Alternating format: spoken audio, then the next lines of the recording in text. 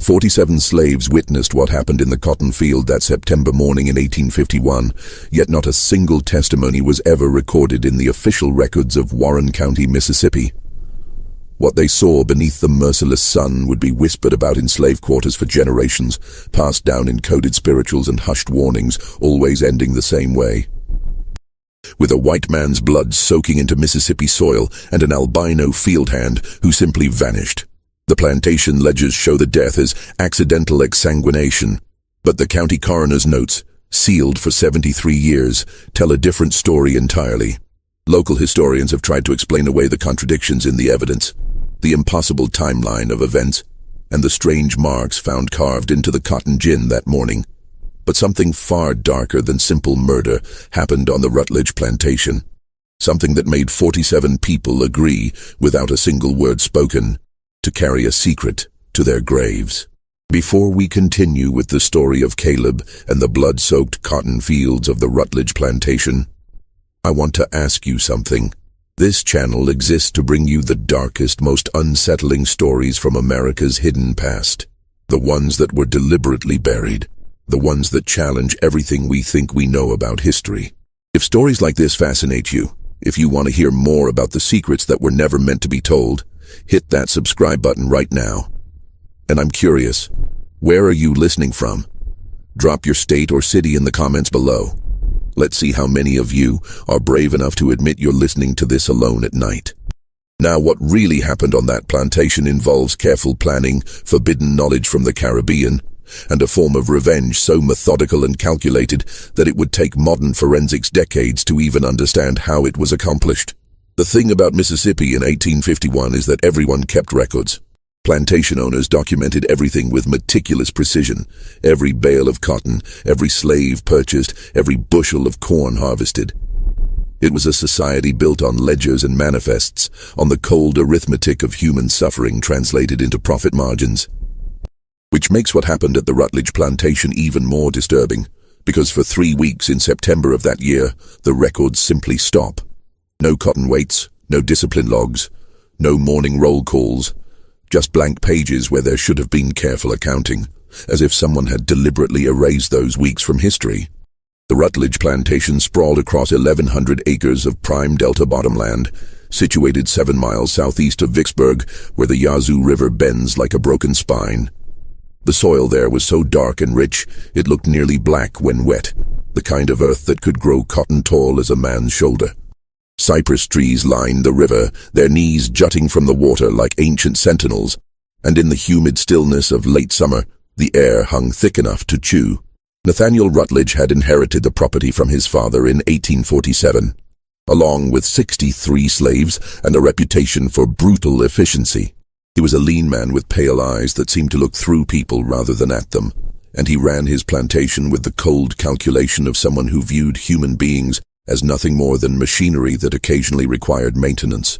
The slaves on the Rutledge place worked longer hours than most in Warren County, and the overseer, a thick-necked Georgian named Virgil Pence, enforced discipline with a braided leather whip that he had named Salvation. The plantation house stood on a slight rise overlooking the fields, a 2-story structure with white columns and a wrap-around porch where Rutledge would sit in the evenings, drinking bourbon and watching the sun set over the cotton that would make him wealthy. His wife had died in childbirth 3 years prior, and their son, a pale, sickly boy named Thomas, was being raised by a house slave named Patience, who had lost her own child the same week Rutledge's wife had passed. Among the 63 souls who labored in those fields, there was one who stood apart in a way that made even the other slaves uncomfortable. His name in the ledgers was simply Caleb, acquired from a bankrupt planter in Natchez in the summer of 1848 for the unusually low price of $300. The reason for the discount was immediately apparent. Caleb was an albino, his skin as pale as any white man's, his hair the color of cotton lint, his eyes a startling pink that seemed to glow in certain lights. He was 24 years old, tall and powerfully built, but that white skin marked him as other, as wrong, as something that existed between worlds. In the slave quarters, they called him Ghost because of his appearance and because he moved with an eerie silence, appearing and disappearing without sound. Some said his mother had been cursed. Others claimed he was touched by spirits. But the truth, as several of the older slaves knew, was more practical and more terrifying. Caleb's mother had been a healer in Haiti before she was captured and brought to Louisiana. She had taught her son everything she knew about plants, about poisons, about the human body and how it could be manipulated through careful application of knowledge that white doctors dismissed as superstition. Caleb himself rarely spoke. He worked the fields with methodical intensity, never complaining, never slowing, his strange eyes fixed on some distant point that only he could see. The other slaves gave him wide berth, not because they feared him exactly, but because they recognized something in him that made them deeply uncomfortable, a patience that seemed infinite, a stillness that suggested thoughts moving beneath the surface like currents in deep water. The summer of 1851 had been particularly brutal. The heat pressed down like a physical weight, and the humidity was so thick that clothes never fully dried. By August, 3 slaves had collapsed from heat exhaustion, and one, an older man named Marcus, had died face down in the cotton rows, his fingers still gripping the half-filled sack he had been dragging behind him. Rutledge had the body removed before sunset and docked each slave's rations by a quarter, claiming Marcus's death had cost him valuable working hours during peak harvest season. It was in this atmosphere of exhausted desperation that people began noticing changes in their environment, though at the time no one connected these changes to Caleb. The well water began to taste slightly bitter, though not enough to refuse it in the oppressive heat. Several of the plantation dogs died suddenly, foaming at the mouth, and Pence had blamed it on rabies, though no other animals in the area showed signs of the disease. Insects seemed more numerous than usual, particularly flies and mosquitoes, and several slaves developed rashes that the plantation doctor attributed to the heat and poor hygiene. Rutledge himself began complaining of headaches in early August. He became more irritable than usual, quicker to anger, more violent in his punishments. Patients who brought his meals noticed he was eating less, that his hands sometimes shook when he lifted his bourbon glass, that he would sit on the porch for hours staring at nothing. She mentioned this to old Isaiah, one of the field hands who had been on the plantation longer than anyone else, and Isaiah had said something that chilled her. "Master's being prepared. Someone's getting him ready." Caleb had been working the section of field closest to the house that summer, close enough to observe Rutledge's routines, close enough to note when the master took his meals, when he drank his bourbon, when he visited the necessary house behind the main building. Several slaves later reported that Caleb had been collecting things, certain plants from the woods, bark from specific trees, roots that he would dry in the sun and grind into powder. When asked what he was doing, he would simply say he was making medicine for his joints, which ached from the labor. But Isaiah knew better. His grandmother had been from the islands, and she had taught him to recognize the signs of someone practicing what she had called slow work, the careful, methodical application of natural substances that could alter a person's body chemistry over time, weakening them, making them susceptible to conditions that would appear natural to any doctor who examined them. Isaac remembered his grandmother saying that the best poisons were the ones that killed so slowly the victim never suspected they were being poisoned. That left the body in a state that mimicked natural disease. On the night of September 7th, a field hand named Samuel claimed he had followed Caleb into the woods beyond the cotton fields. He said he had watched from behind a sweet gum tree as Caleb had knelt beside the creek and carefully washed his hands and forearms with a mixture that smelled sharp and medicinal. Then Caleb had taken a small cloth bundle from his pocket and unwrapped it, revealing dried plant material that he sprinkled into the water while moving his lips in what looked like prayer, but might have been simple counting. Samuel said that when Caleb stood up, he had looked directly at the tree where Samuel was hiding, and even in the darkness, those pale eyes had found him immediately. Caleb had said nothing, had simply stared for a long moment before turning and walking back toward the quarters, and Samuel had understood in that moment that Caleb knew he had been watched and did not care. Samuel told this story to only 3 people, swearing them to secrecy. Within 2 days, all 3 had asked to be reassigned to different work details, as far from Caleb as possible. Pence had obliged without asking questions, perhaps sensing something in their faces that made him uncomfortable asking for details. Nathaniel Rutledge noticed none of this. His attention that September was consumed by cotton prices and yield calculations, though his ability to focus was becoming increasingly impaired. His headaches had intensified, and he had begun experiencing episodes of dizziness and nausea. The plantation doctor, an elderly man named Hiram Kendrick, had examined him twice and could find nothing obviously wrong, though he noted that Rutledge's pulse seemed weak and irregular. His skin had taken on a grayish cast, and his eyes appeared slightly jaundiced. Dr. Kendrick prescribed rest and a reduction in bourbon consumption, advice that Rutledge ignored. What the doctor did not know, what no one knew except Caleb, was that for 3 months, small amounts of carefully prepared plant extracts had been finding their way into Rutledge's food and drink. Not enough to cause immediate illness, but enough to gradually weaken his cardiovascular system, to make his blood vessels more fragile, to alter his blood chemistry in ways that would become catastrophic under the right conditions. Caleb had learned from his mother that the human body could be manipulated like any other system, that with patience and knowledge, a person could be reduced to a state where a final trigger would cause complete systemic collapse. The plants Caleb used were not exotic or rare. Pokeweed root, which grew abundantly in Mississippi and which in small doses could cause internal bleeding. White snake root, which affected blood coagulation.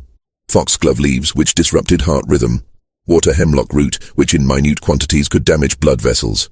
Each substance was carefully measured, carefully timed, carefully administered through patients who brought Rutledge's meals and who had lost her own child to the master's cruelty, and who asked no questions when Caleb gave her tiny vials of clear liquid to add to the bourbon decanter. By early September, Rutledge's body was a biological time bomb. His cardiovascular system so compromised that any significant stress could trigger catastrophic failure. All that was needed was the right moment, the right trigger. On September 14th, a Saturday, Rutledge made a decision that would seal his fate, though he had no way of knowing it at the time. He had been drinking since early afternoon, the bourbon making him more irritable than usual, and when Pence brought him the week's cotton weights, he flew into a rage. The numbers were down by nearly 12% from the previous week. Someone was slacking. Someone was stealing from him with their laziness. He demanded to know who was responsible for the shortfall. Pence, who had his own reasons for disliking Caleb, and who perhaps hoped that directing Rutledge's anger elsewhere would spare him from it, suggested that the albino had been working slower than usual. It was a lie. Caleb's output had actually increased, but Pence had seen an opportunity and taken it. Rutledge accepted this explanation immediately, perhaps because it confirmed prejudices he already held, perhaps because the bourbon had clouded his judgment, or perhaps because, like Pence, he had felt a vague discomfort around Caleb that he could not quite articulate, but could now justify as suspicion. The order was given. At sunrise on Monday, September 15th, Caleb would receive 20 lashes in front of the assembled slaves, and his rations would be cut by half for 2 weeks.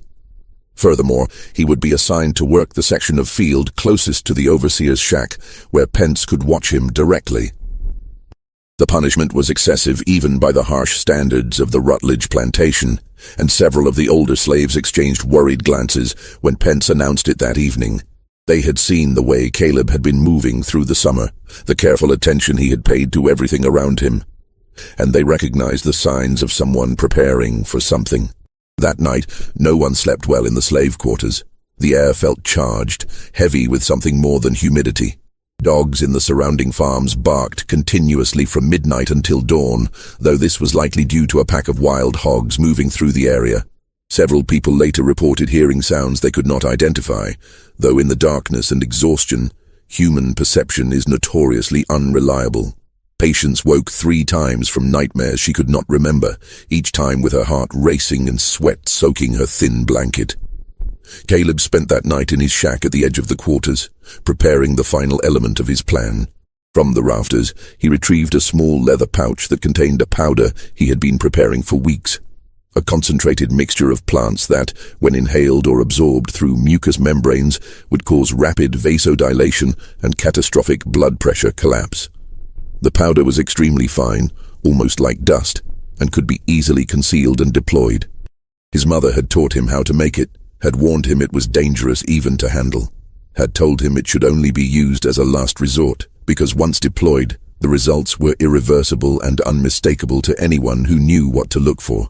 He also prepared a small glass vial containing a clear liquid, another extract, this one designed to be applied to skin, where it would be absorbed transdermally and cause immediate cardiovascular crisis in someone whose system had already been compromised. The combination of months of slow poisoning followed by these two final agents would create a medical emergency so severe and so rapid that death would be inevitable, and the symptoms would mimic a natural hemorrhagic event that doctors of the era would have no way to properly diagnose or treat. Monday morning arrived with a sky like hammered pewter and air so still that nothing moved, not even the leaves on the trees. The temperature was already 85 degrees when the wake-up bell rang at 5 o'clock, and by the time the slaves had assembled in front of the big house, the heat was oppressive, a physical weight that pressed down on shoulders and made breathing laborious. Rutledge emerged onto his porch at 6 o'clock sharp, dressed in a white linen suit despite the early hour. He carried his bourbon glass even though it was barely dawn, and his eyes were bloodshot from the previous night's drinking. His hands shook slightly as he set the glass down on the porch railing, and his skin had a greyish undertone that suggested his body was already in distress. Pence stood beside him, the whip called Salvation coiled in his thick hands. The 63 slaves stood in rough rows facing the porch, their faces carefully blank, their eyes focused on nothing in particular. This was survival. Show no emotion, reveal no thoughts, become invisible even while standing in full view. "Bring out the albino," Rutledge said, his voice carrying clearly in the dead air, though it sounded strained, as if speaking required effort. Caleb emerged from the quarters walking slowly, each step measured and deliberate. He was shirtless, his pale torso almost luminous in the growing light, and there were marks on his arms, deliberate scars that he had given himself over the years, each one representing a person he had lost to slavery's cruelty, each one a reminder of why he was doing what he was doing. His pink eyes were fixed on Rutledge with an intensity that made several slaves look away. He moved with purpose, like someone approaching the culmination of long planning. He stopped 10 feet from the porch and stood perfectly still, his hands loose at his sides, his breathing slow and regular. In his right hand, concealed against his palm, was the small leather pouch containing the powder. In his left hand, hidden against his wrist, was the tiny glass vial. He had practiced this moment in his mind 1,000 times, had planned every movement, had calculated every risk. Pence moved toward him with the whip, but something made the overseer pause. Later, he would tell the county sheriff that he had felt uneasy, that something about Caleb's stillness had been unnerving, though he could not articulate why. But Rutledge was watching, and pride pushed Pence forward. "Strip him to the waist and tie him to the post," Rutledge ordered, though Caleb was already shirtless. 2 slaves, men who had known Caleb for 3 years but had never felt comfortable around him, approached cautiously. They took his arms to lead him to the whipping post, a thick timber sunk deep into the earth specifically for this purpose. But as they grasped his arms, Caleb suddenly twisted, breaking their grip with surprising strength, and before anyone could react, he had moved forward, closing the distance to Rutledge in 3 quick steps. "You will not touch me," Caleb said, his voice low but carrying clearly. "Not with that whip. Not ever again." Rutledge's face went pale, then flushed red with rage. He descended the porch steps, moving toward Caleb with his fists clenched, his judgment impaired by bourbon and mounting fury. "You dare refuse me? You dare speak to me like that?" This was exactly what Caleb had been waiting for. Rutledge close enough to touch, his blood pressure already elevated by anger, his compromised cardiovascular system pushed to its limits by rage and alcohol. As Rutledge reached for him, Caleb made 2 movements so quick that most witnesses would later disagree on exactly what they had seen. First, he crushed the leather pouch in his right hand, releasing the fine powder directly into Rutledge's face. The master inhaled reflexively, gasping in shock and anger, drawing the powder deep into his lungs where it would be rapidly absorbed into his bloodstream. Second, as Rutledge staggered back, coughing and sputtering, Caleb's left hand shot out and made contact with Rutledge's chest, just above his heart. The touch lasted less than a second, but it was long enough for the liquid from the broken vial, which Caleb had crushed against his own palm, to transfer to Rutledge's skin through his thin linen shirt. The effect was not instantaneous, but it was rapid. The powder inhaled into Rutledge's lungs caused immediate severe vasodilation, dropping his blood pressure catastrophically.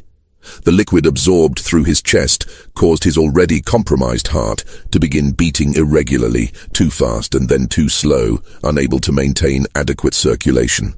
And his blood vessels, weakened by months of slow poisoning, began to rupture internally. Rutledge froze, His hands went to his chest, clutching at the place where Caleb had touched him.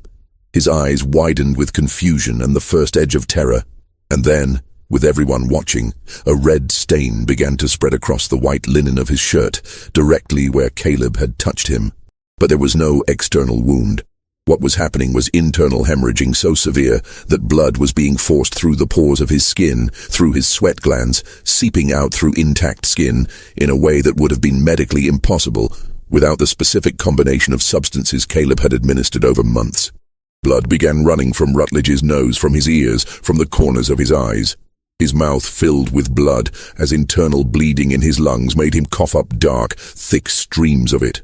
Rutledge staggered backward, his hands clutching at his chest, his eyes wide with confusion and dawning horror. He tried to speak, but blood came from his mouth instead of words, thick and dark, running over his chin and down his neck. He looked at Caleb with an expression that mixed incomprehension with terror, and Caleb looked back with eyes that held something that might have been satisfaction, might have been vindication, might have been simple acknowledgement that a long-planned action had finally been executed. "Walk to the field," Caleb said quietly, his voice steady. "Walk to the center of your cotton, where you have built your wealth on our bodies. Walk there and know what you have done." And remarkably, impossibly, Rutledge turned and began walking toward the cotton fields. Medical science would later suggest that he was in shock, that his brain was starved of oxygen, that he was acting on some final autonomic impulse. But in that moment, it looked as if he was obeying Caleb's command, as if the albino slave had somehow taken control of the dying man's final moments. Rutledge's movements were stiff, mechanical, and blood continued to flow from his chest, from his mouth, from his nose and ears, soaking his white suit until it was entirely red. He left a trail of crimson drops in the dust, each one marking his path, each one soaking into the earth he had worked slaves to exhaustion to cultivate. Pence stood paralyzed, his mouth working soundlessly. The assembled slaves watched in silence, and though many of them hated Rutledge with an intensity that had sustained them through years of brutality, what they saw in that moment was something beyond simple murder. It was execution, methodical and planned, carried out by someone who had spent months preparing, who had used knowledge most of them did not possess, who had turned the master's own body into a weapon against itself. Rutledge reached the edge of the cotton field and pushed between the rows, the tall plants swallowing him from view. But the slaves could track his progress by the swaying of the cotton tops, by the wet sounds that carried across the still morning air, by the crows that suddenly erupted from the field in a black cloud, cawing their alarm to the indifferent sky. Caleb stood motionless, watching Rutledge disappear into the cotton. His hands hung at his sides, stained red from the broken vial and from where Rutledge's blood had splattered onto him. His breathing was even, controlled, and his face showed no emotion at all.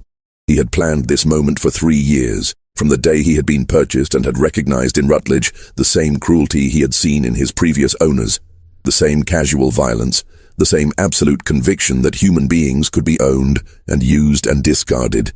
10 minutes passed. 15. The sun cleared the horizon, turning the sky from grey to pale blue, and the heat built with an intensity that felt personal, vindictive. No one moved. No one spoke. They waited, though for what? None of them could have said with certainty. They were waiting to see if Rutledge would emerge from the field. They were waiting to see what Caleb would do next. They were waiting for reality to reassert itself and make sense of what they had witnessed. Finally, the swaying cotton fell still. The wet sounds ceased. A silence descended that felt absolute, as if the world had stopped breathing. Caleb turned to face the assembled slaves. He looked at each of them in turn, his pale eyes moving from face to face, and then he spoke clearly enough for everyone to hear. He died from his own cruelty, from years of bad living, bad drinking, bad choices. His body gave out because he drove it as hard as he drove us. The doctor will find nothing that points to anything except natural causes. A hemorrhagic event, a stroke, a heart failure, something his body was always going to do eventually. I simply made sure it happened today, in front of all of you, so you would know that monsters are not invincible. They are just men, and men can die. Then Caleb walked to the quarters, gathered his few possessions, and disappeared into the woods before Pence recovered enough presence of mind to try to stop him. By the time the overseer organized any response, Caleb was gone, and he would never be found despite extensive searches. The immediate aftermath was chaos constrained by terror. Pence, who had finally regained the ability to move, wanted to run into the field immediately to check on Rutledge. But something, call it instinct, call it the primal part of the brain that recognizes danger before conscious thought can process it, kept him rooted to the spot for several more minutes.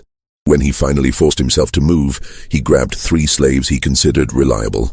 Men who had been on the plantation for years, who had never caused trouble, and ordered them at gunpoint to accompany him into the field. They followed the trail of blood drops that Rutledge had left, the crimson spots already turning brown in the sun, each one marking his path like some terrible breadcrumb trail. The cotton plants were taller than usual that year, nearly 7 feet high, and moving between the rows felt like walking through a maze. The leaves brushed against their skin with a sound like whispering, and flies had begun to gather, their buzzing growing louder as the group pushed deeper into the field. They found Rutledge in a clearing at the center of the field, in a spot where the cotton had been planted in a circular pattern around a space perhaps 10 feet in diameter. He was lying on his back, his arms spread wide, his legs straight. His white suit was now entirely red, soaked through with blood, and more blood had pooled beneath him, soaking into the earth in a dark stain that would remain visible for weeks. But it was his face that made 2 of the 3 slaves turn and run immediately, leaving Pence and the remaining man, an older slave named Isaiah, staring down in horror. Rutledge's skin was paper white, so pale it was nearly translucent, drained of blood to a degree that seemed impossible. His eyes were open, staring upward at the sky, but they were filmed over and colorless. His mouth hung slack, and his tongue looked bleached. Every visible inch of skin was covered in tiny red dots, petechiae, where capillaries had ruptured and bled beneath the surface. Blood had dried in streams from his nose, his ears, the corners of his eyes, his mouth. But despite the obvious horror of his death, despite what must have been agonizing as his blood vessels ruptured throughout his body, Rutledge's face showed neither pain nor fear. Instead, he looked almost peaceful, almost relaxed. And this was perhaps the most disturbing detail of all. The expression suggested that in his final moments, his brain starved of oxygen and flooded with endorphins, he had experienced something like relief, like release, as if death had been a mercy compared to whatever terror had gripped him in those final minutes of consciousness. Isaiah, who had seen more death in his 60 years than any man should, took one look at that expression and said a single word: poison. Pence asked what he meant, and Isaiah shook his head. Not regular poison that kills you quick. Something slow, something careful. This took planning, this took knowledge. That ghost knew what he was doing. He has been preparing Master Rutledge for this moment for months, and none of us saw it. An examination by Dr. Hiram Kendrick later that afternoon would confirm Isaiah's suspicions, though the doctor would never speak of it publicly. Kendrick was old enough and experienced enough to recognize the signs of systematic poisoning when he saw them. Rutledge's liver was enlarged and showed signs of toxic damage. His kidneys were inflamed. His cardiovascular system showed evidence of chronic stress and damage to blood vessel walls. The massive hemorrhaging that had killed him was not spontaneous. It was the final result of months of careful preparation, the culmination of a plan that had weakened every system in Rutledge's body until a final trigger could cause complete collapse. Dr. Kendrick found traces of plant material in Rutledge's lungs, a fine powder that he could not identify, but which had clearly been inhaled shortly before death. He found chemical burns on Rutledge's chest, where some caustic substance had been absorbed through the skin. He estimated that Rutledge had lost nearly 5 quarts of blood, most of it internally, and that the hemorrhaging had occurred through thousands of ruptured capillaries throughout his entire body. A medical event so catastrophic that Kendrick had never seen anything like it in 40 years of practice. This was murder, Kendrick wrote in his preliminary notes, which he carefully sealed and hid. Sophisticated, calculated, and executed with knowledge that rivals or exceeds my own medical training. The perpetrator understood human physiology, understood pharmacology, understood exactly how to weaken a human body over time, and then deliver a final blow that would cause system-wide failure. This was not the work of an ignorant field hand. This was the work of someone with extensive training in the use of natural substances as weapons. But Dr. Kendrick also understood the implications of making such a statement publicly. To admit that a slave had possessed the knowledge and skill to commit such a sophisticated murder would be to admit that slaves were not the ignorant, childlike beings that white society insisted they were. It would be to acknowledge that knowledge could be preserved and passed down even under the brutal conditions of slavery, that resistance could take forms far more sophisticated than simple rebellion or escape. And it would open questions about how many other deaths attributed to natural causes might actually have been carefully planned executions. So Dr. Kendrick wrote a second report, the official one that would go into the public record. In this version, he attributed Rutledge's death to spontaneous hemorrhagic fever, possibly related to chronic alcohol consumption and a congenital weakness in the blood vessel walls. He made no mention of poisoning. He made no mention of the powder in the lungs or the chemical burns on the chest. He created a narrative that would allow society to avoid uncomfortable truths. The county sheriff, Silas Hardwick, arrived at 4 that afternoon. He was a practical man with 30 years of experience in law enforcement, and he approached the scene with the systematic thoroughness that had made him respected throughout Warren County.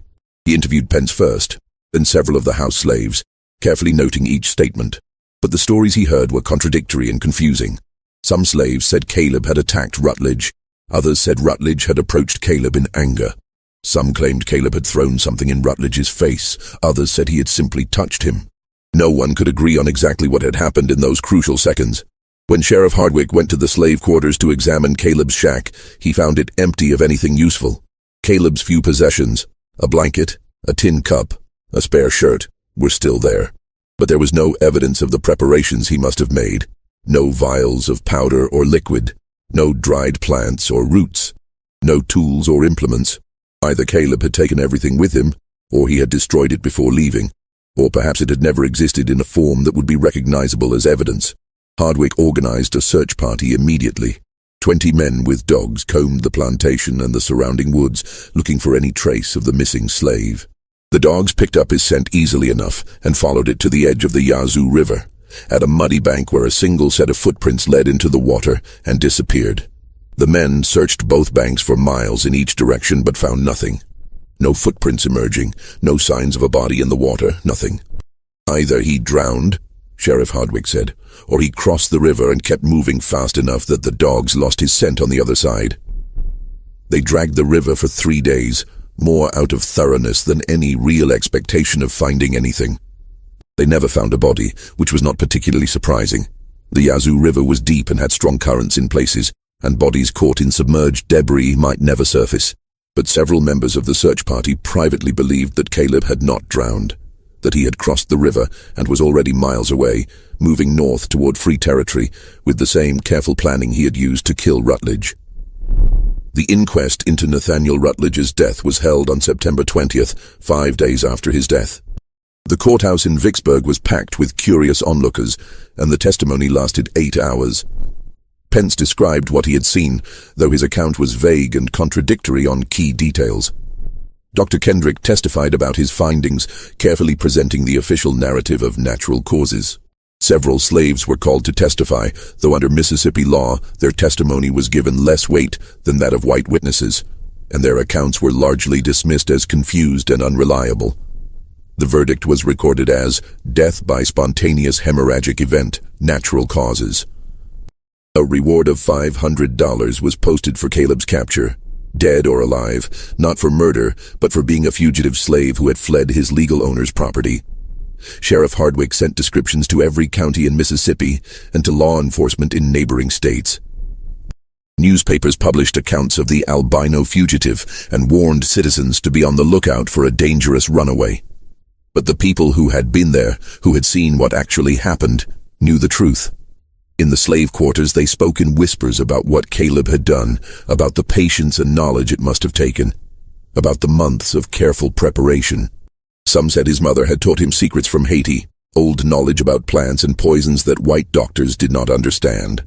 Others claimed he had learned from other slaves who had been healers in Africa before they were captured.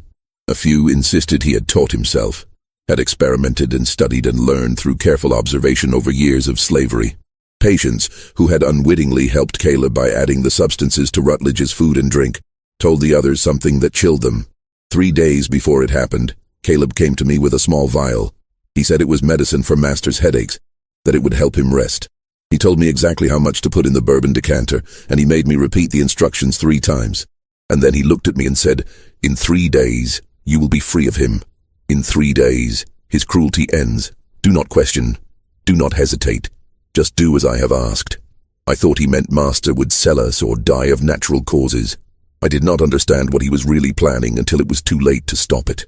And the terrible thing is, I do not regret it. None of us do. Young Thomas Rutledge never fully recovered from that morning. The boy had watched everything from an upstairs window, had seen his father die in a way that no child should witness, and the trauma left deep psychological scars.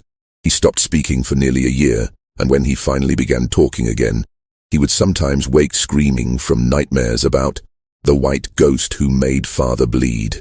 Doctors examined him and found nothing physically wrong, but the boy had retreated into some interior space where normal childhood could not reach him. He would live another 43 years, cared for by various relatives, never marrying, never working, spending his days staring out windows and sometimes pointing at nothing visible, muttering words that no one could quite make out. The plantation was sold at auction 6 months later. The slaves were distributed among several buyers, deliberately separated to prevent them from discussing what they had witnessed. The new owners found the property difficult to work.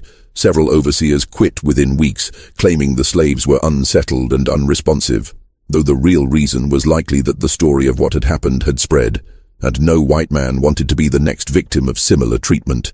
The cotton field where Rutledge had died was ploughed under and replanted, but the soil in that central circle where his body had lain never produced healthy plants again. For 3 consecutive growing seasons, cotton planted in that spot withered and died, the leaves turning yellow and falling off prematurely. Agricultural experts examined the soil and found nothing obviously wrong, though privately some suggested that the massive amount of blood that had soaked into the earth might have altered its chemistry in ways that inhibited plant growth. By 1854, the new owner had abandoned the property entirely, and the fields returned to wilderness.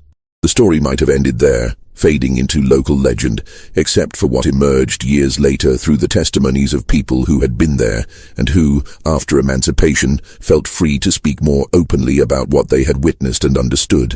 In 1874, 23 years after Rutledge's death, Isaiah Carmichael, the same Isaiah who had gone into the field with Pence that terrible morning, was dying of pneumonia in a freedmen's hospital in Memphis.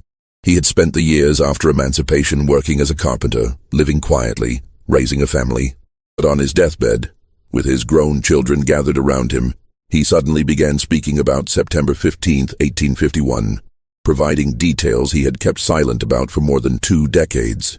What Isaiah revealed was recorded by a hospital chaplain named Reverend Marcus Sullivan, who had made a practice of documenting the last testimonies of formerly enslaved people, believing their stories deserved to be preserved.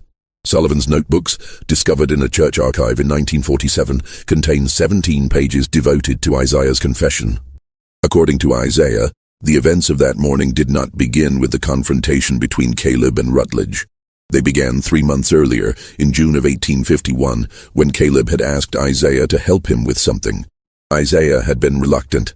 Like everyone else, he had felt uncomfortable around the albino. But Caleb had offered him extra food from his own rations, and Isaiah's children were hungry, so he had agreed.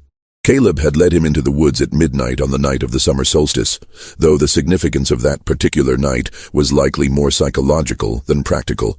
Caleb understood that creating an atmosphere of ritual and secrecy would ensure Isaiah's silence.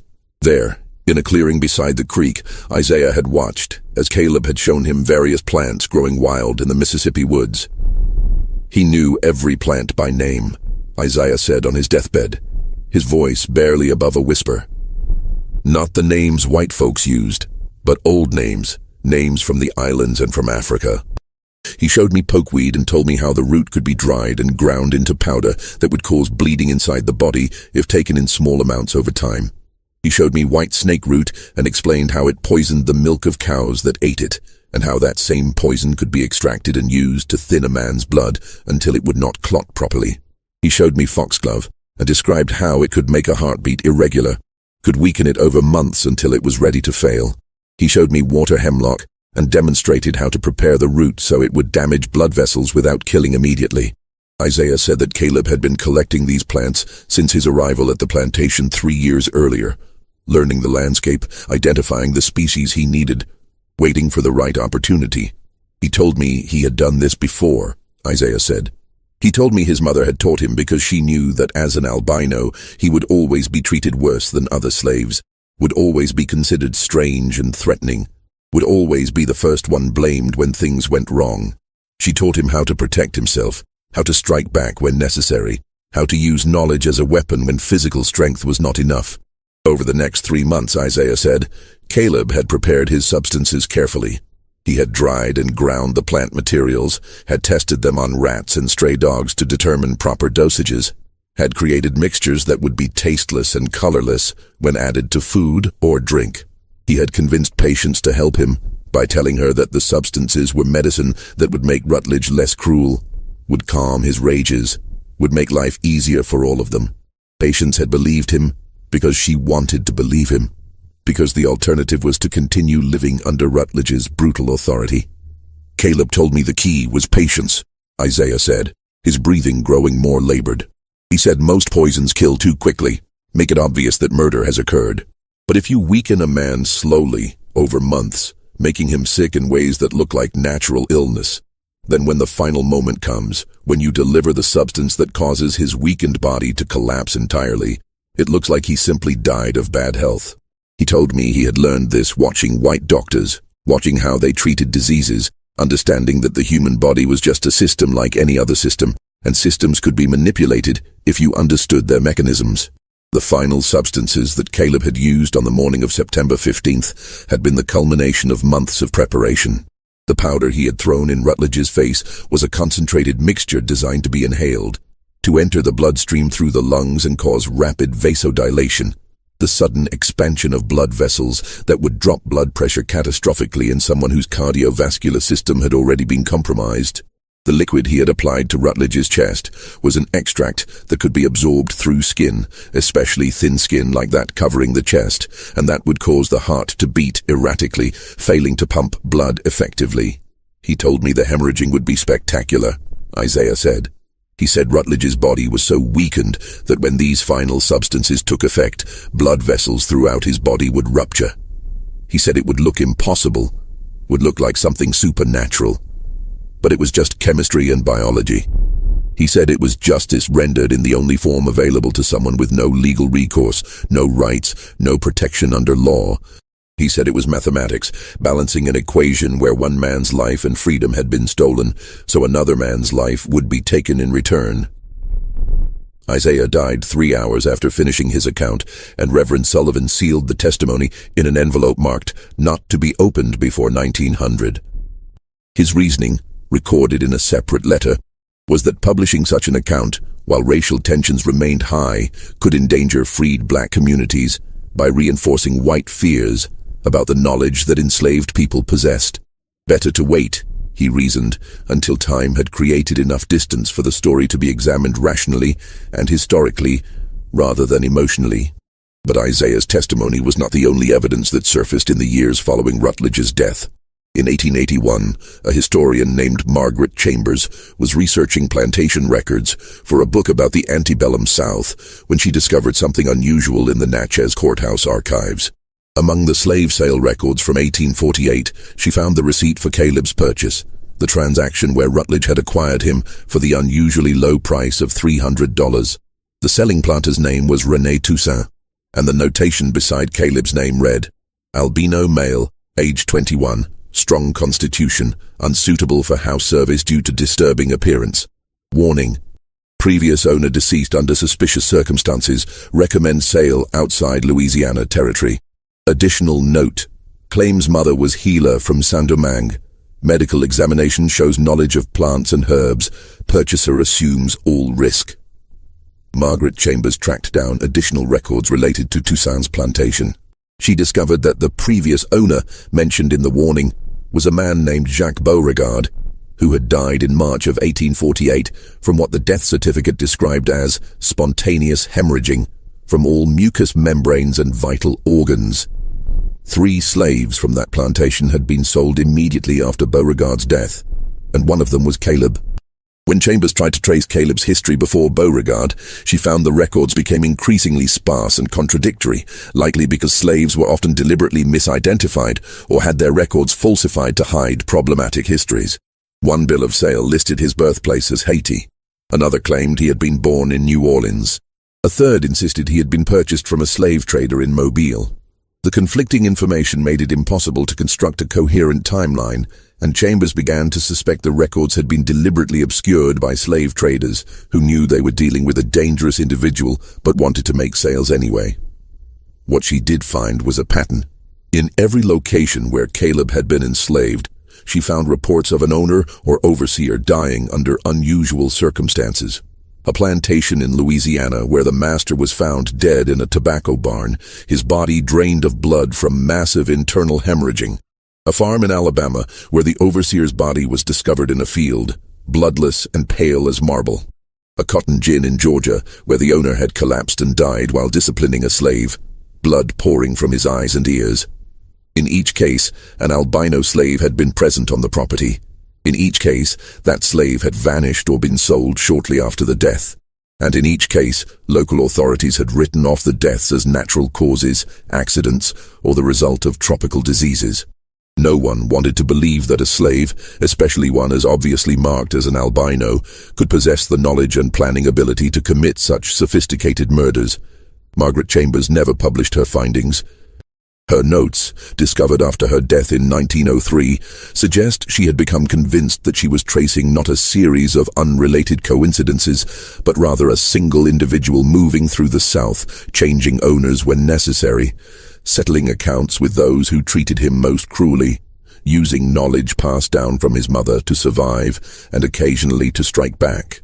But the implications of such a theory were too disturbing for the time period, and she had sealed her research with instructions that it not be made public until 1950.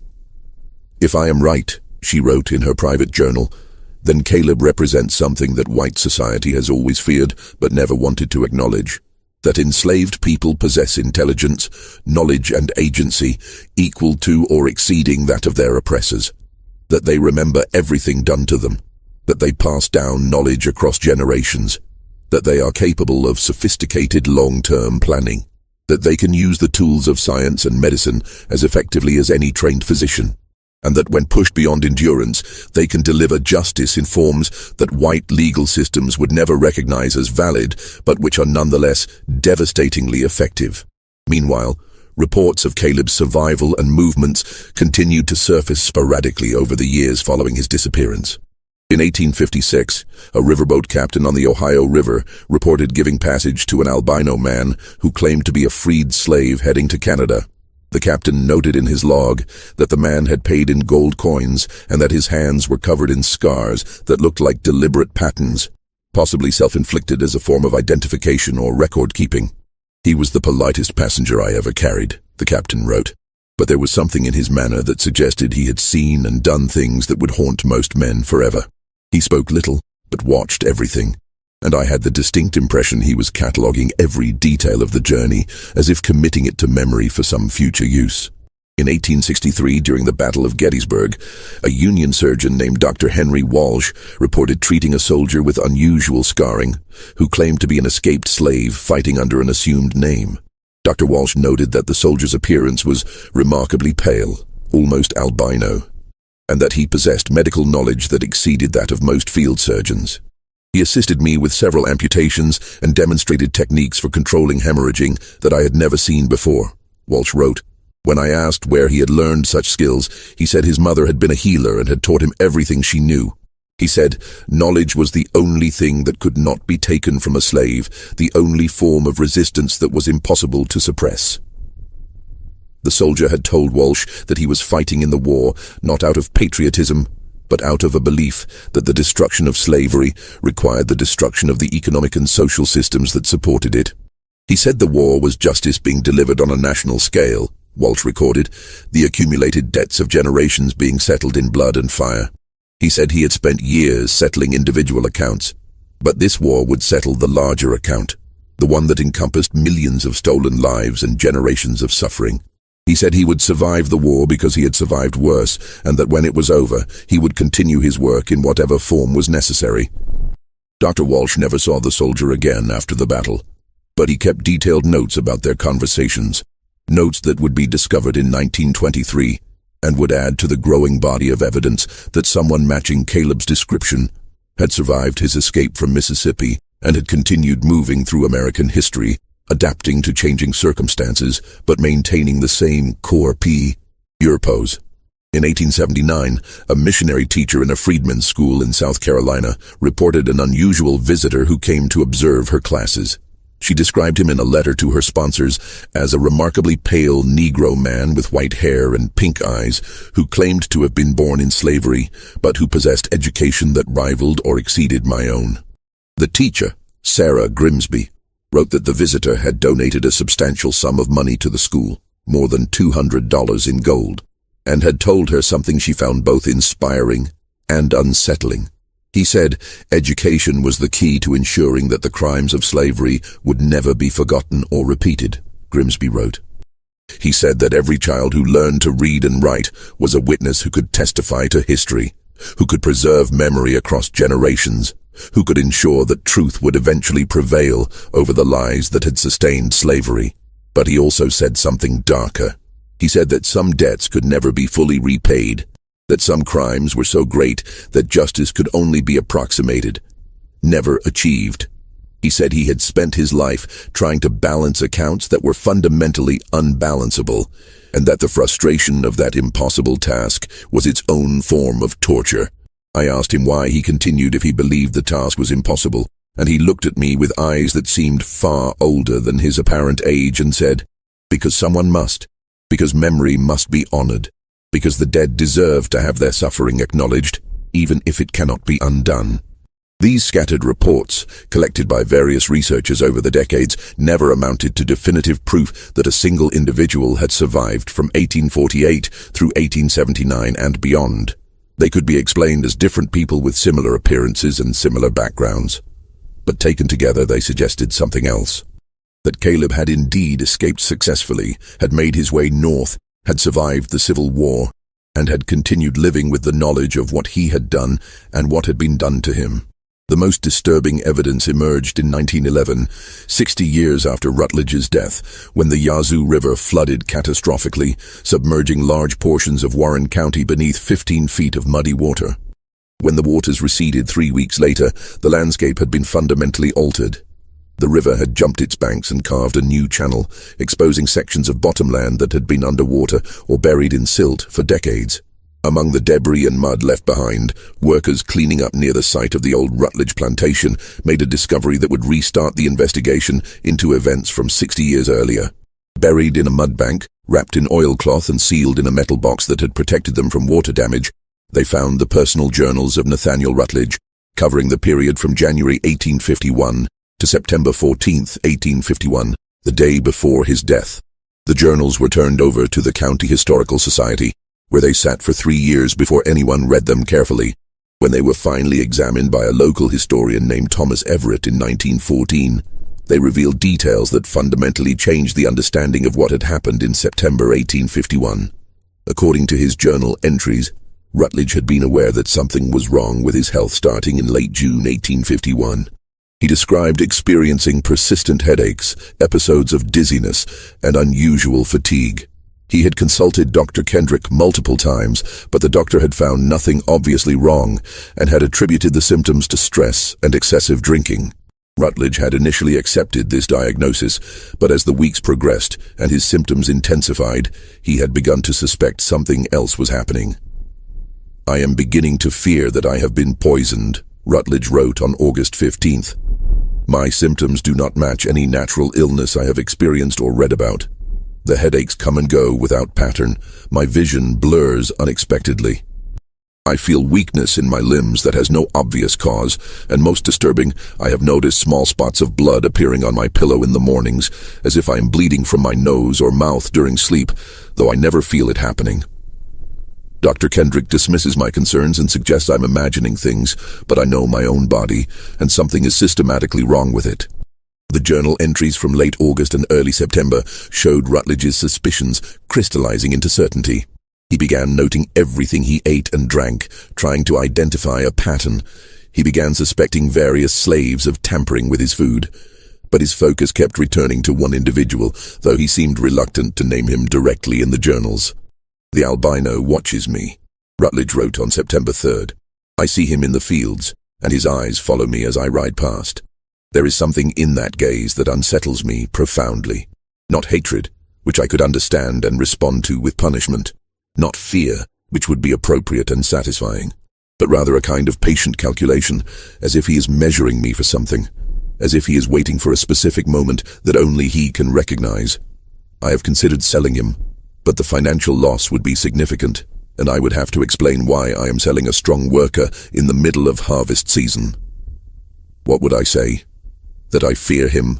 That his stare makes me uncomfortable? I would be mocked. The entries from September 10th through September 14th showed Rutledge's physical and mental state deteriorating rapidly.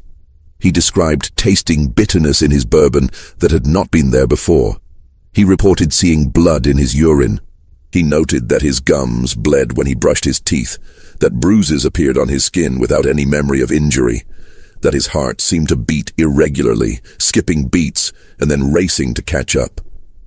Just when we thought we had seen it all, the horror in Warren County intensifies. If this story is giving you chills, share this video with a friend who loves dark mysteries. Hit that like button to support our content. And don't forget to subscribe to never miss stories like this. Let's discover together what happens next. The final entry, dated September 14th, the night before his death, was barely legible, the handwriting shaky and increasingly erratic as the entry progressed. I know now what is happening to me. I consulted a medical text that Dr. Kendrick left behind after his last visit, and I have identified my symptoms as consistent with systematic poisoning by plant-based substances. The specific combination suggests someone with sophisticated knowledge of pharmacology far beyond what any slave should possess. But I remember now that when I purchased the albino from Toussaint, the seller warned me that the slave's mother had been some kind of healer or medicine woman from Haiti. I dismissed this as superstitious nonsense, but now I understand it was a warning I should have heeded. The albino has been poisoning me for months, carefully and methodically, weakening my body in preparation for some final action. I can see it clearly now, though the realization comes too late to save me. He has been using patience to deliver the substances in my food and drink, the innocent girl not understanding that she is an instrument of murder. He has been patient in ways I cannot fathom, waiting months to achieve his goal, displaying a capacity for long-term planning that contradicts everything I have been taught about the mental capabilities of his race. I could report my suspicions to Sheriff Hardwick, but what proof do I have? A feeling of being watched. Vague suspicions about an albino slave. The sheriff would think me paranoid or drunk. I could free all my slaves and flee, could abandon this plantation and start over somewhere else, but my pride will not allow it. I have built this place with my own hands, have created wealth from nothing, and I will not be driven from it by a slave, no matter how clever or dangerous. Tomorrow I will confront him publicly. I will have him whipped in front of all the others, will reassert my authority, will show that I am not afraid. Perhaps this will force his hand prematurely, before whatever final action he has planned is ready. Or perhaps I am already doomed, and tomorrow will simply be the day my weakened body finally fails. If so, I pray that my death serves as a warning to others. Never underestimate the enslaved. They remember everything. They learn everything. And given the right knowledge and enough patience, they can destroy you as surely as any army, as thoroughly as any disease. Thomas Everett, who discovered these journal entries, was deeply troubled by what they revealed. Unlike the official narrative that had been constructed in 1851, a narrative of unprovoked attack by a violent slave, Rutledge's own words proved that he had understood exactly what was being done to him, had identified Caleb as the perpetrator, and had made a conscious decision to confront him anyway, driven by pride and by an unwillingness to admit that a slave could outwit him. Everett began investigating further, looking for any other documentation that might shed light on the events. He found the sealed coroner's notes from 1851, which Dr. Kendrick had hidden away. Reading them alongside Rutledge's journal created a complete picture of what had happened.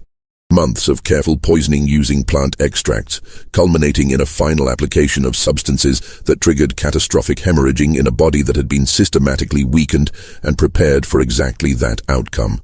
What emerges from these documents, Everett wrote in his analysis, is not a story of supernatural revenge or divine justice, but rather a case study in sophisticated murder carried out by someone with extensive knowledge of human physiology and pharmacology.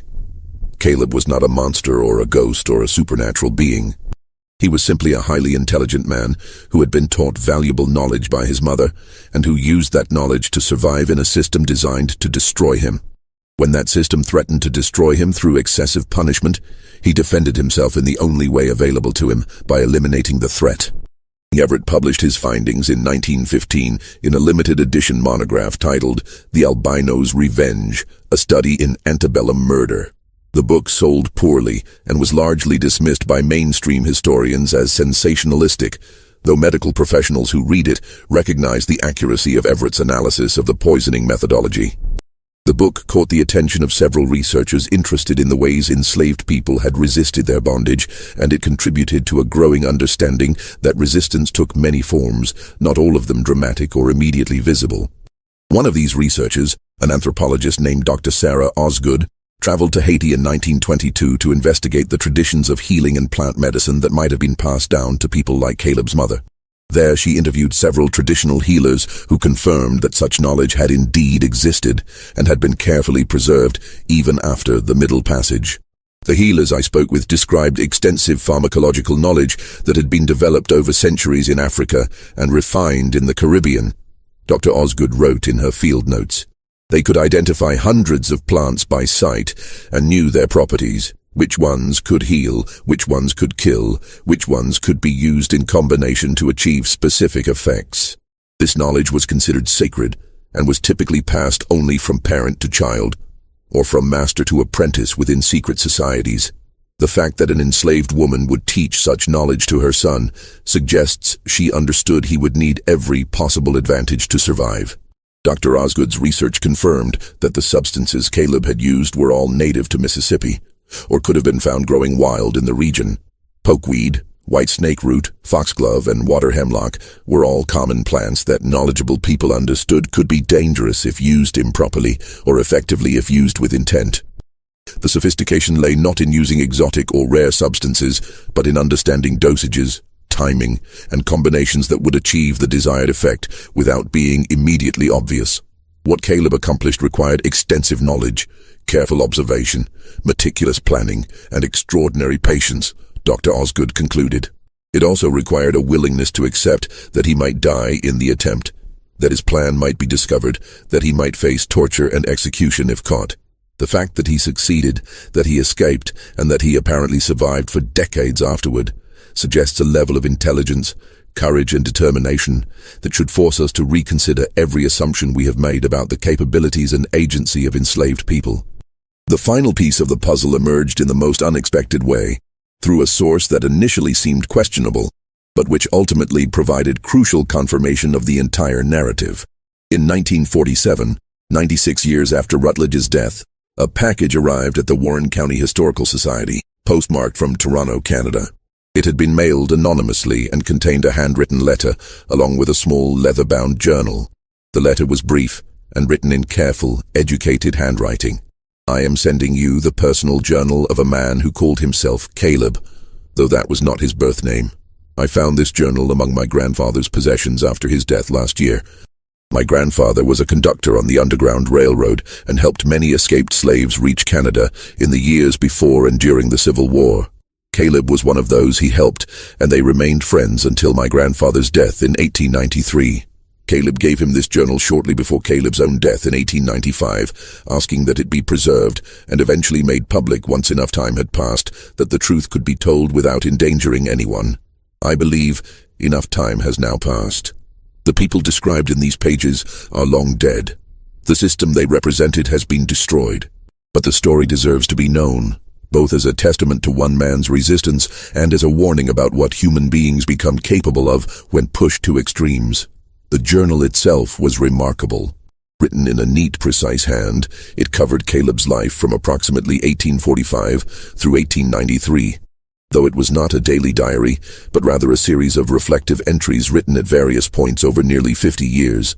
The entries were not dated precisely, but were marked by location and by significant events.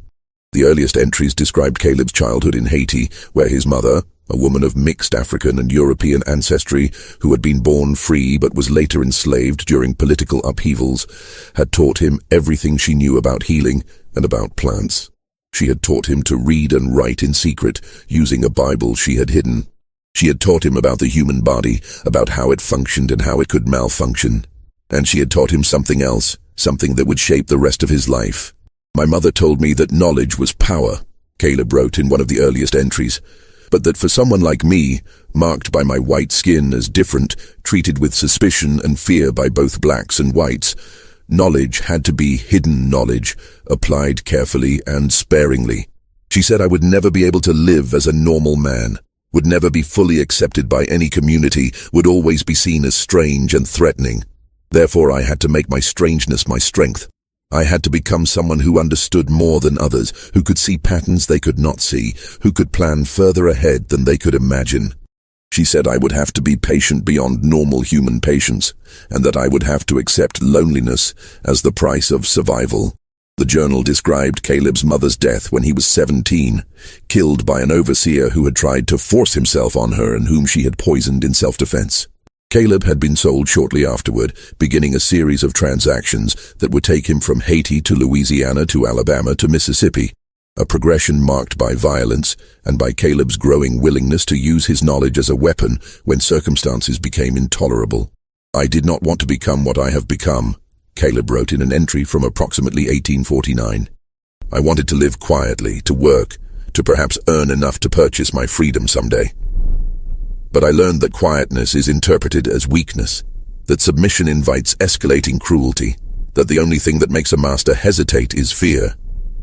Not obvious fear, that would invite immediate retaliation, but subtle fear, the uneasy sense that something is not quite right, that pushing too far might have consequences that cannot be predicted or controlled. I learned to cultivate that subtle fear. I learned to be present without being visible, to watch without being seen, to make small changes that accumulated over time into significant effects. And I learned that when necessary, when a master became too dangerous to be merely feared, he could be eliminated in ways that looked natural and inevitable. And the journal described Rutledge's death in detail, confirming everything that Isaiah and the other witnesses had suspected and that Rutledge's own journal had suggested. Caleb had indeed spent months poisoning his master, using plant extracts carefully administered through patients, whom he had manipulated with promises that the substances would make Rutledge less cruel. The final confrontation had been planned to the smallest detail, timed to occur when Rutledge's body was weakened enough that the final substances would cause immediate and catastrophic failure. I knew Rutledge would eventually decide to punish me, Caleb wrote. His type always does. They cannot tolerate the presence of someone they cannot understand or fully control. I made sure his suspicions focused on me at the right time, when my preparations were complete, when his body was ready to collapse. I wanted him to come to me, to initiate the confrontation, so that what followed would appear to be self-defense, or at least provoked by his own actions.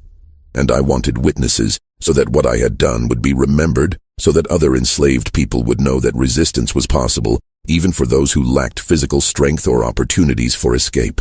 The journal described Caleb's escape from Mississippi, traveling at night, moving through swamps and forests, eventually making contact with Underground Railroad conductors who helped him reach free territory. He had arrived in Canada in late 1851 and had spent the next several years working odd jobs, learning more, reading everything he could find about medicine and chemistry and biology, transforming himself from someone who used folk knowledge instinctively into someone who understood the scientific principles behind that knowledge.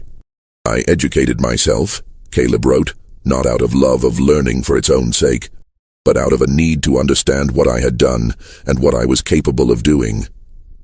I needed to know whether I had killed Rutledge through some supernatural power, as some of the other slaves seemed to believe, or through simple application of natural substances that any trained person could use. The answer, I discovered, was the latter. There was nothing supernatural about what I had done. It was chemistry and biology and careful timing. But that knowledge did not comfort me.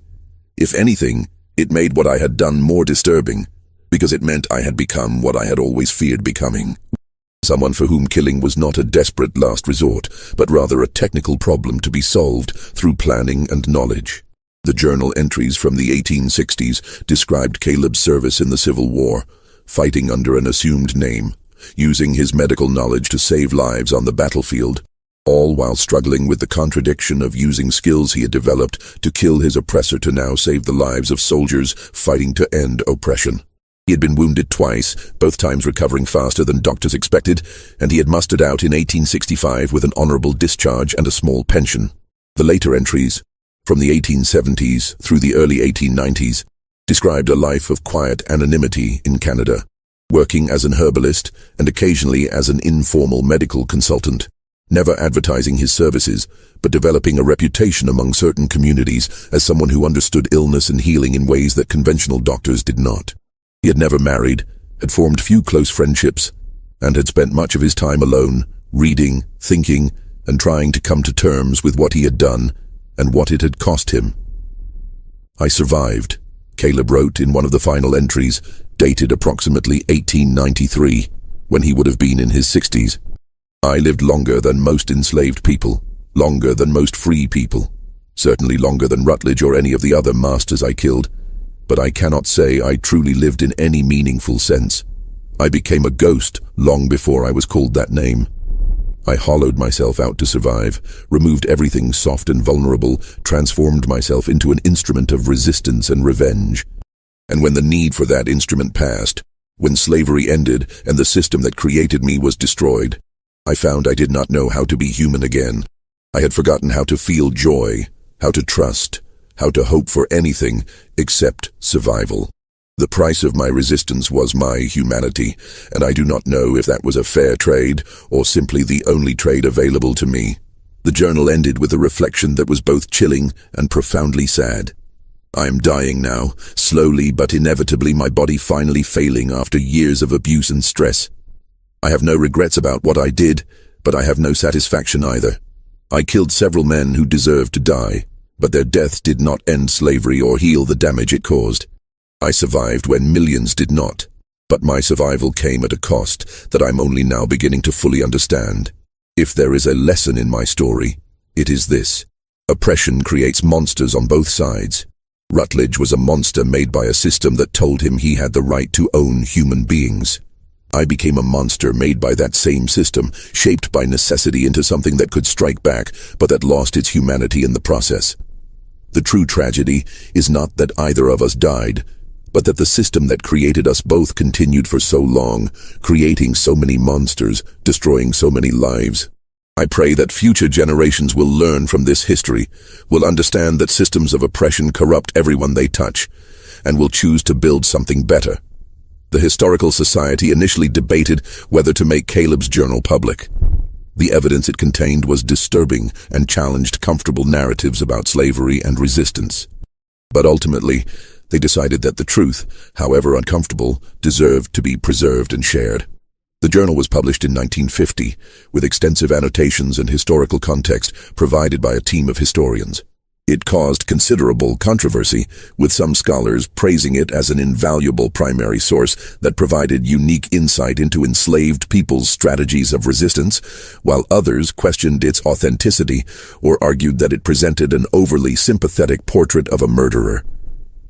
But forensic analysis of the paper and ink confirmed that the journal had indeed been written over a period of decades in the mid to late 19th century.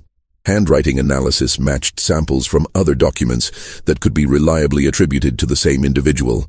And most convincingly, the journal contained details about the Rutledge plantation, about Vicksburg in the 1850s, and about specific events that could only have been known by someone who was actually present. Medical historians who examined the journal were particularly impressed by the level of pharmacological knowledge it demonstrated.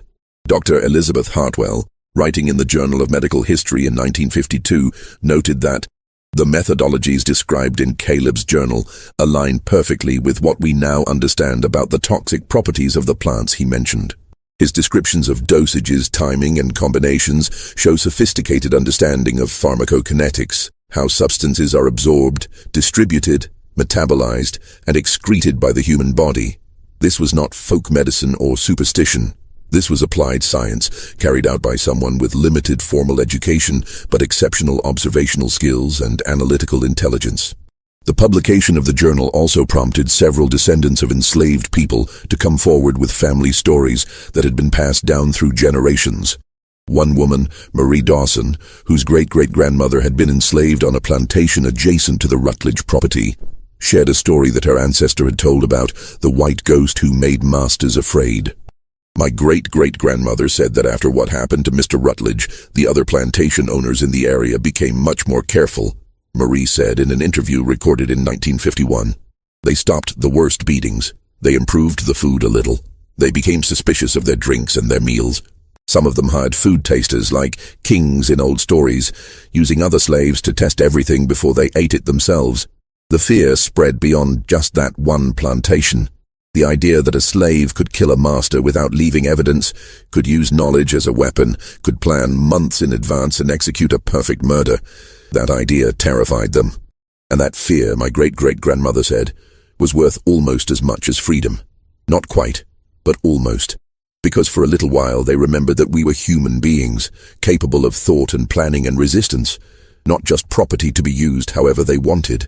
Other testimonies collected in the 1950s and 1960s suggested that Caleb's story, or at least versions of it, had spread through enslaved communities across the South, becoming a legend that inspired both hope and caution. Hope, because it demonstrated that resistance was possible even under the most oppressive conditions. Caution, because the story also illustrated the terrible personal cost of such resistance, the way it transformed a person into something cold and calculating, something that could no longer fully participate in normal human community. Forensic investigators in the 1960s, using newly developed techniques, examined the soil samples that had been preserved from the site where Rutledge's body had been found. They confirmed the presence of unusually high concentrations of certain alkaloids and plant compounds that matched the substances Caleb had described using. The concentration was particularly high in the central area where the blood had pooled, and chemical analysis suggested these compounds had indeed come from the plants Caleb had mentioned: pokeweed, white snake root, foxglove, and water hemlock. What we're looking at here is essentially a 19th century poisoning that can now be confirmed using 20th century forensic science, wrote Dr. James Patterson in a 1967 article in Toxicology Today. The methodologies described in Caleb's journal are scientifically sound. The substances he used would indeed have produced the effects he described. The timeline he outlined, months of gradual poisoning followed by a final catastrophic dose, aligns perfectly with what we understand about cumulative toxicity and cardiovascular collapse. This was not luck or coincidence. This was deliberate, knowledgeable, and expertly executed. Onkeen. The last confirmed reference to Caleb appeared in Canadian census records from 1891, where a man matching his description, described as Albino Negro, age approximately 64, occupation herbalist, unmarried, no children, was listed as living alone in a rural area outside Toronto. The 1901 census showed no such person at that address or anywhere in the surrounding region, suggesting that Caleb had died sometime in the 1890s, as his journal indicated. Several researchers attempted to locate his grave, but found no burial records under the name Caleb, or under any of the various aliases that he was known to have used. He had apparently died as he had lived for most of his adult life, anonymously, leaving minimal trace existing at the margins of official record-keeping. The only permanent record of his existence was his journal, the testimony of those who had known him, and the carefully documented death of Nathaniel Rutledge on September 15, 1851. In 1998, the Warren County Historical Society erected a small marker near the site where the Rutledge plantation had once stood.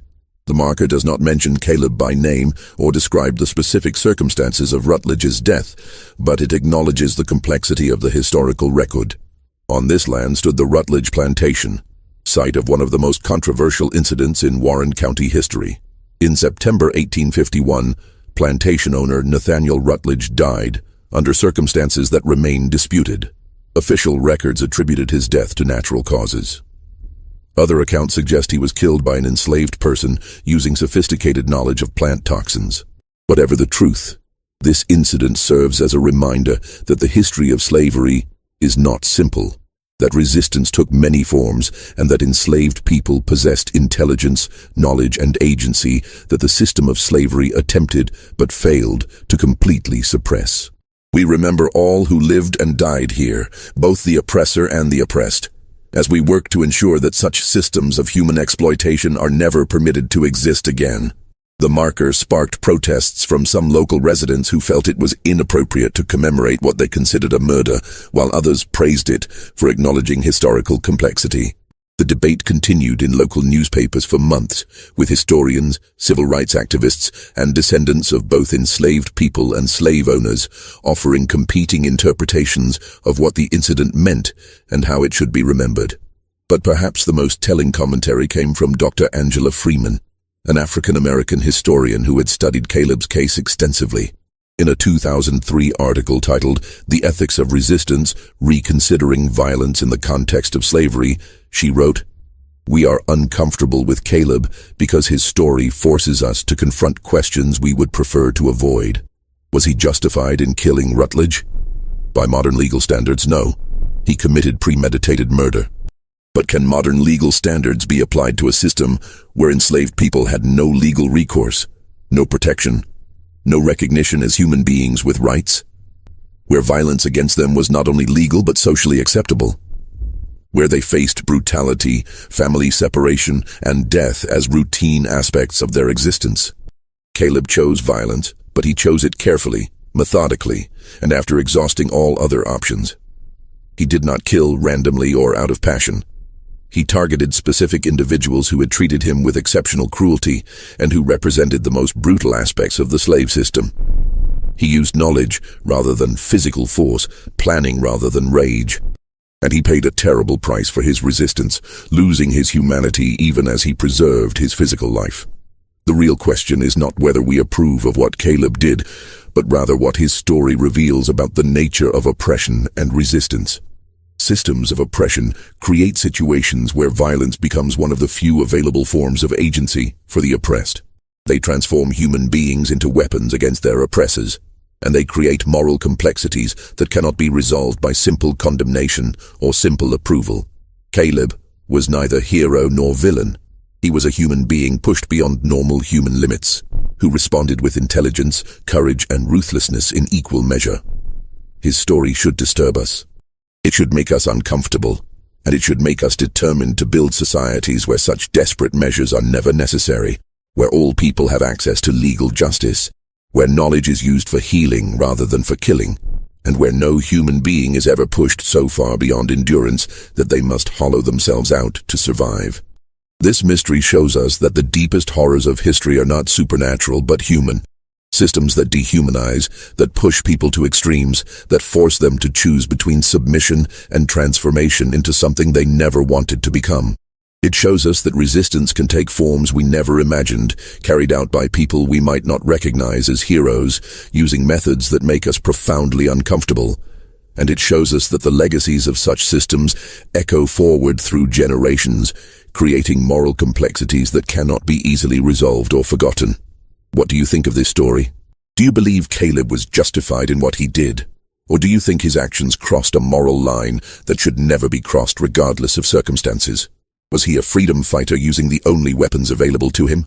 Or a murderer who allowed himself to become as monstrous as his oppressor? Do such impossible moral situations still exist in our world today, where people face choices between submission to cruelty and resistance through violence? Leave your comment below. If you enjoyed this tale and want more horror stories like this, subscribe, hit the notification bell, and share with someone who loves mysteries. See you in the next video. The cotton fields where Nathaniel Rutledge died have long since returned to wilderness, reclaimed by the same nature that provided Caleb with the tools of his resistance.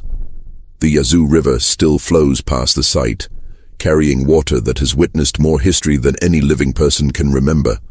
And somewhere in the soil of that place, molecules that were once part of Nathaniel Rutledge's blood have been absorbed into plants, into trees, into the continuing cycle of life and death and transformation. The people who witnessed that September morning in 1851 are all long dead, but their descendants still live in Mississippi and across the country, carrying forward stories that were whispered in slave quarters and passed down through generations. And in those stories, Caleb remains, not as a ghost or a supernatural being, but as something perhaps more unsettling. A real person who possessed real knowledge, who made real choices, and who demonstrated that even in the most oppressive circumstances, human beings retain the capacity for agency, for planning, for resistance, and for actions that permanently alter the course of individual lives and collective history. His story reminds us that the people we have been taught to see as helpless victims were often anything but helpless. They were thinking, planning, resisting in ways both obvious and subtle, using whatever tools and knowledge they possessed to survive and occasionally to strike back. They were, in other words, fully human, capable of extraordinary courage, extraordinary intelligence, extraordinary patience, and yes, when pushed far enough, extraordinary violence. And that, perhaps, is the most disturbing lesson of all, that the system of slavery did not just victimize those it enslaved, but transformed some of them into people capable of calculated, methodical killing. That oppression creates its own resistance, and that resistance sometimes takes forms that we can understand but cannot fully approve, that we can document but cannot comfortably celebrate, that we must remember but cannot easily incorporate into simple narratives of good versus evil. Caleb lived, and Caleb killed, and Caleb died. These are the facts that can be documented through journals and testimonies and forensic evidence. Everything else, whether he was justified, whether his actions were heroic or horrific, whether his story should inspire or warn, remains forever open to interpretation, forever contested, forever forcing us to confront questions about violence and resistance and the terrible choices that oppression imposes on those who refuse to submit to it. The white ghost of Warren County was never a ghost at all. He was a man named Caleb, armed with knowledge his mother had taught him, driven by wrongs that had been done to him, and willing to pay the ultimate price, not death, but the loss of his own humanity, to strike back against a system that sought to destroy him. Whether that makes him someone to admire or someone to fear, or perhaps both simultaneously, is a question that each person must answer for themselves.